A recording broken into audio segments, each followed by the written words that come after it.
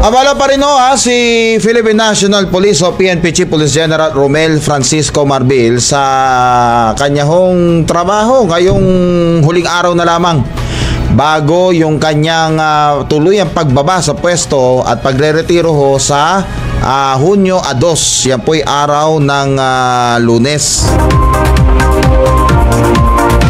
Kanina nga lang pinasinayaan ng PNP Chief yung pong tatlong mahalagang lugar sa Campo Crame. Ito po yung PNP Museum, yung Women and Children Center at yung bagong lobby ng PNP Headquarters. At doon kanyang sinabi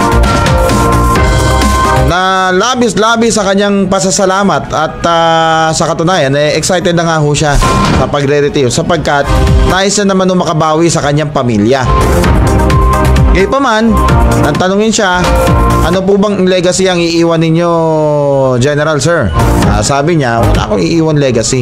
Ang gusto ko, nagpapatuloy. Sabi niya gusto niya, nagpapatuloy yung mga magagandang accomplishment, yung mga napagtagumpayan ng PNP, na ipagpapatuloy yan.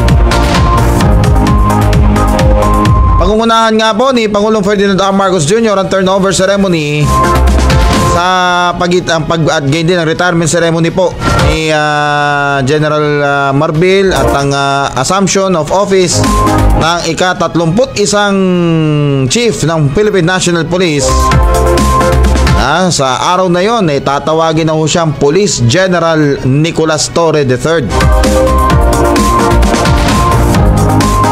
Sabi ni General Marbil kanina, ano po bang doon sa tanong na ano bang gagawin ng isang citizen Marbil kaming June 3, kasi June 2 yung turnover, so June 3 citizen Marbil na siya.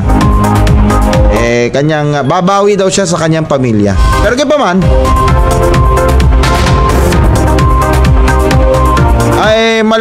pinagtanggulo at dinipensa po ni General Marbil si Pangulong Marcos doon sa ilan sa mga pumupuna sa kanya na bakit daw si General Torre, marami daw nagagalit dyan. Sabi ni General Marbil, may nakita ang Pangulo may nakita ang Pangulo doon sa kanya. At lahat naman ng mga general ng PNP magagaling, maayos, kayang mamuno. It's just so na ang presidente, ang Pangulo talaga ang appointing authority. Hindi nila pwedeng tawagin commander-in-chief, hindi naman sila militar civilian in nature sila So ang kanilang tawag sa Pangulo ay ang chief executive, ang Pangulo ng bansa.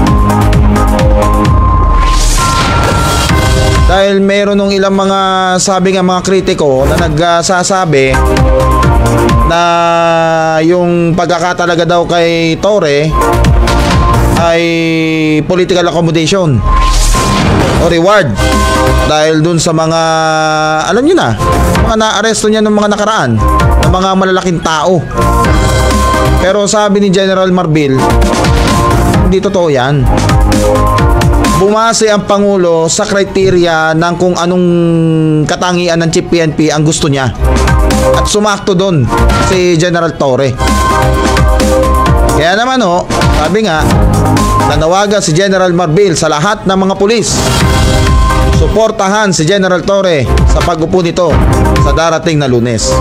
Ngayon pa man, sabi nga salamat kay General Marbil dahil sa mahigit 1 taon at 2 buwan na pamumuno nito, maraming reforma ang nagawa sa hanay ng Philippine National Police.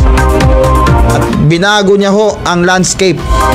Tinanggal niya na ang PNP sa pagiging military in nature dahil nagsimula yan sa Philippine Constabulary noong panahon ni dating ng yumaong dating Pangulo at dating hepe ng Philippine Constabulary, Fidel V. Ramos. Tapos pagdating na nito, unti-unti nawawala na yung military tradition diyan sa PNP dahil ang PNP batay sa PNP law, civilian in nature. Okay? may konting military training pero civilian in nature. Dapat yun ho ang mag-instill ngayon sa hanay po ng Philippine National Police. Hindi na nga taga PMA ang umupo eh, taga PNPA na nga eh. Kauna-unahang lakan na uupo bilang hepe ng pambansang pulisya. Kaya sabi nga, hindi lang dapat matapatan, dapat mahigitan pa yung mga naging mga naitaguyod ni General Marbil dyan sa PNP. General Marbil, saludo ang sambayan ng Pilipino sa iyong malinis na adikain, tapat na serbisyo. At sabi nga dalisay na paglilingkod sa bayan.